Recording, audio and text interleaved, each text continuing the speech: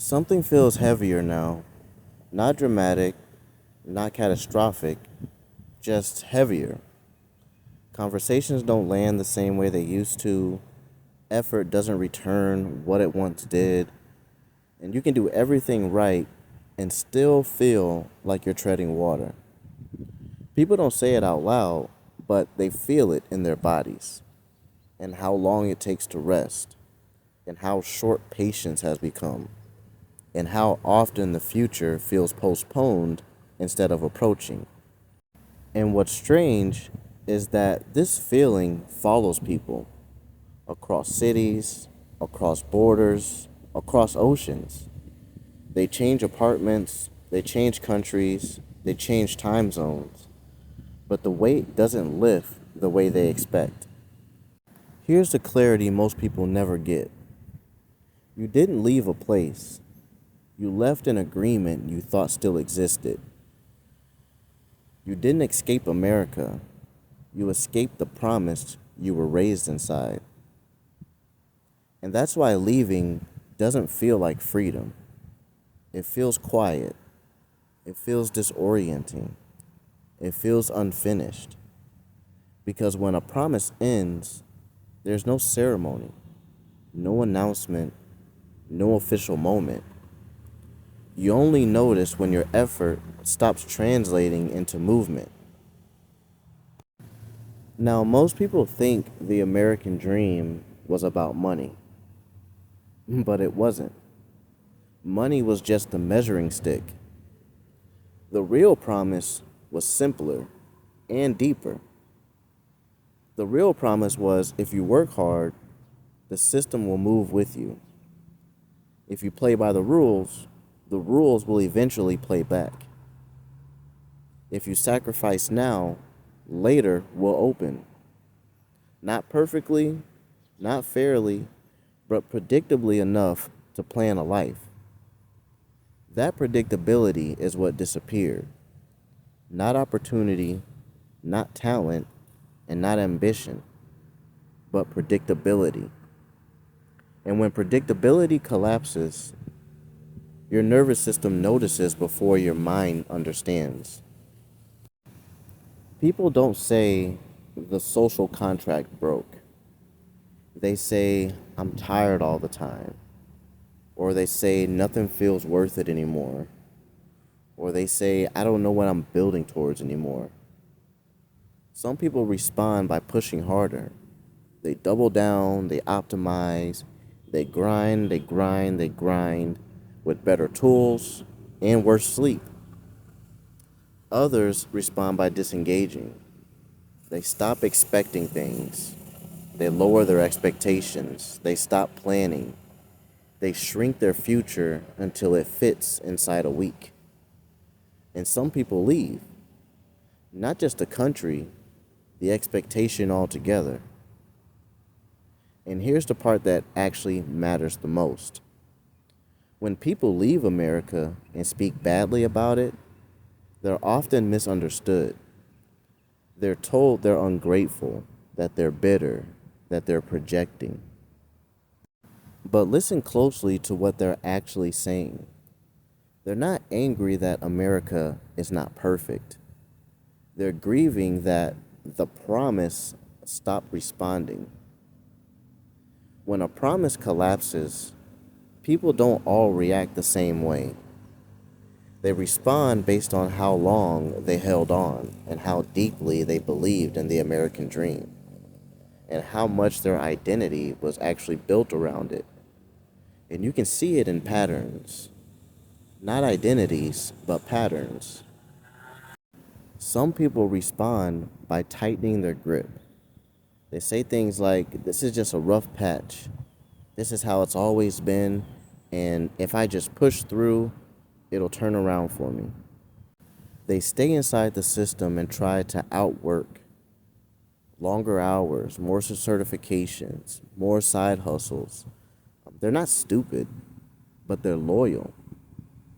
Loyalty becomes dangerous, though, when the structure you're loyal to has already changed.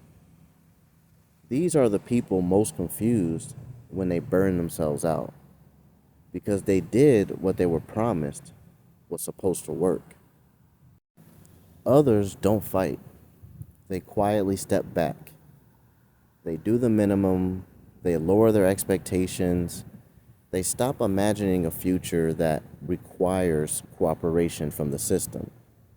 They still show up, but internally, they've already left. They don't rage. They don't protest. They go numb. This is where the phrase quiet quitting came from. But it's not about work, it's about belief.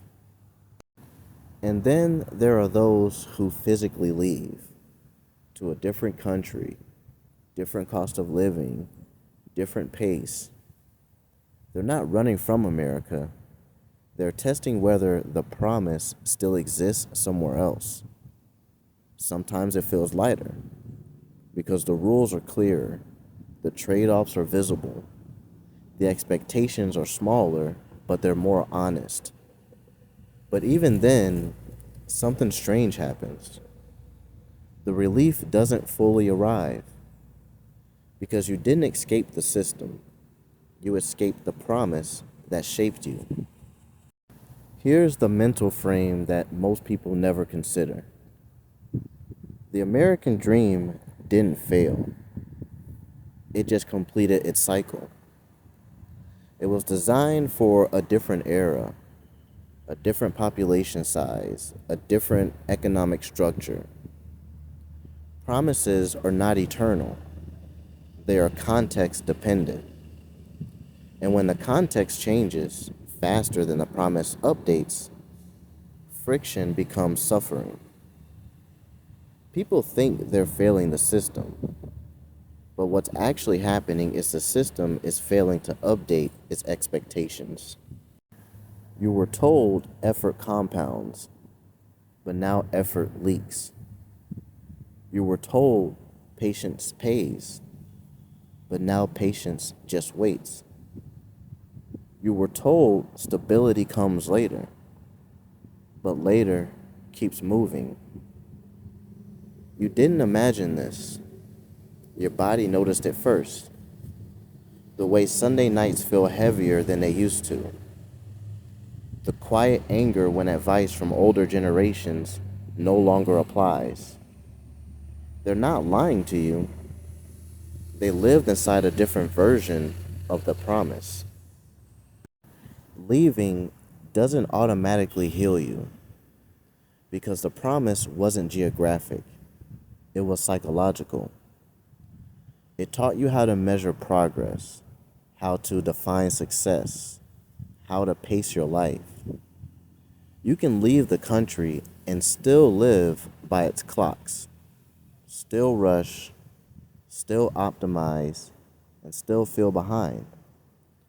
That's why some people move abroad and feel calmer, and others move abroad and feel lost. Same location, different relationship to the promise. The hardest realization is this: nothing went wrong with you, and nothing dramatically collapsed. Something simply stopped working quietly. That's why it's so hard for people to explain, because there's no villain, no single moment, no clean ending, just a slow mismatch between effort and outcome. Most people are waiting for the system to correct itself. Others are waiting for themselves to feel different.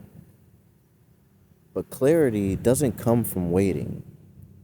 It comes from naming what actually ended. You didn't fail to live the dream. The dream stopped matching the world that you're living in. And until people understand that, they'll keep blaming themselves for a contract that already expired. Not everything that ends breaks. Some things just finish. And when they do, the task isn't to escape. It's to understand what you were promised, what you actually received, and what no longer needs to define you.